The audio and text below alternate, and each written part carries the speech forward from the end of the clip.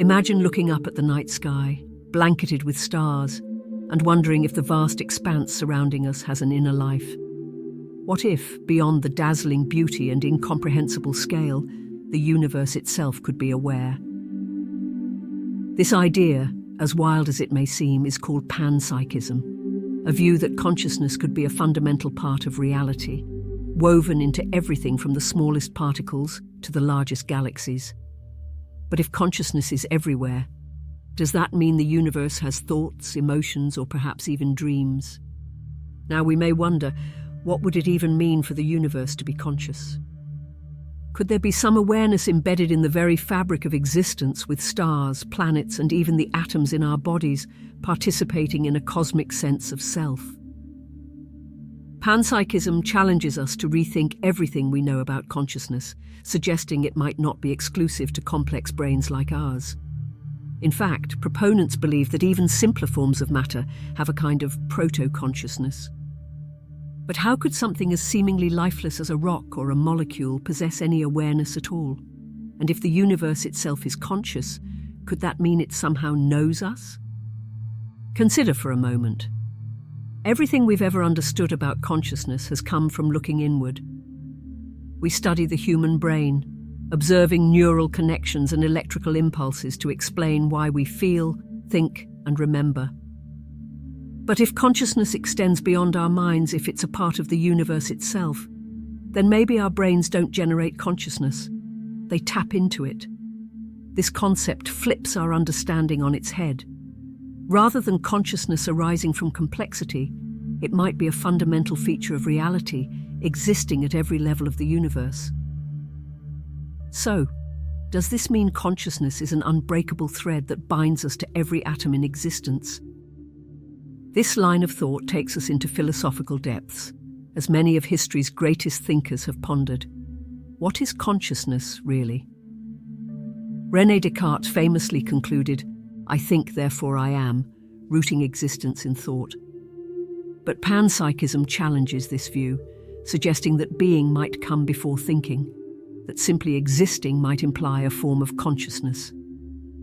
In this model, even if a rock doesn't think, it might be in a conscious way that's fundamentally different from our human experience, but not devoid of awareness altogether.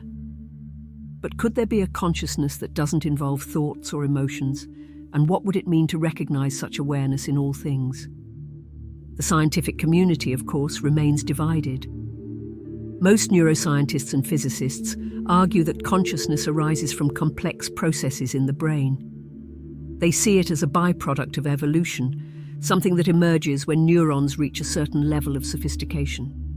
But this view doesn't satisfy everyone, and panpsychism steps in to fill the gaps. For example, if consciousness is just a byproduct of neural complexity, why do we have subjective experiences, those inner qualia that can't be measured or observed directly? What explains the rich inner lives of humans that go beyond mere sensory processing? Panpsychism suggests that subjective experience could be a property of matter itself. If that's true, might the universe be experiencing itself in ways we can't even imagine? Think of it this way. If consciousness is a feature of all matter, then what we perceive as our individual consciousness might just be a local expression of a vast, interconnected field of awareness. Each of us, in this sense, would be a piece of a universal consciousness, like a wave on an endless ocean. Have you ever had a moment when you felt profoundly connected to everything around you, as though the separation between you and the world had dissolved?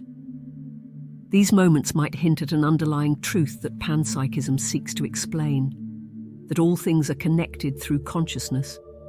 But is this sense of unity just a product of the brain, or could it be a glimpse into a universal awareness? The deeper we explore, the more intriguing it becomes. Quantum physics, for example, has given rise to mysteries that some argue support panpsychism. Quantum entanglement shows us that particles can be connected over vast distances, influencing each other instantly, as if communicating in a way we don't yet understand. Could this spooky action at a distance, as Einstein called it, hint at an underlying conscious connection between particles? Or does it merely reveal gaps in our understanding of physical laws? Panpsychism pushes us to consider that these connections might not be random, but part of a cosmic consciousness, a way for the universe to know itself. And yet, if the universe is conscious, what would its awareness feel like? Would it experience time and space as we do? Or could it exist in a state beyond our comprehension, perceiving past, present, and future all at once? Imagine what it would mean if the universe was capable of experiencing itself on every scale, from the perspective of a single atom to the vast network of galaxies. Would this awareness be serene and timeless, or dynamic and filled with change? Does the universe think? Or could its consciousness be an infinite presence without thoughts or desires, unlike anything we can imagine? What's fascinating about panpsychism is how it could change our understanding of life itself. If consciousness is everywhere, then maybe life is not defined by cells or biology, but by a more profound essence embedded in the universe. Perhaps a planet or a star, in its own way, lives as part of a universal consciousness. This idea has inspired some scientists and philosophers to wonder if stars might exhibit behaviors that mirror primitive forms of life. Could a star's cycles of burning and cooling be its way of living in harmony with the universe? And if we're part of this cosmic awareness, does that mean we're somehow participating in the universe's journey of self-discovery? The spiritual implications of panpsychism are just as compelling. Many ancient cultures believed that everything in nature, from rivers to mountains, had a spirit or essence. Could this worldview be more than just poetic imagination? If panpsychism holds, it might mean these cultures intuitively understood a truth we're only beginning to explore scientifically. By recognizing consciousness as universal, we might start to see ourselves not as separate from the world, but as expressions of it, intimately connected to all that is.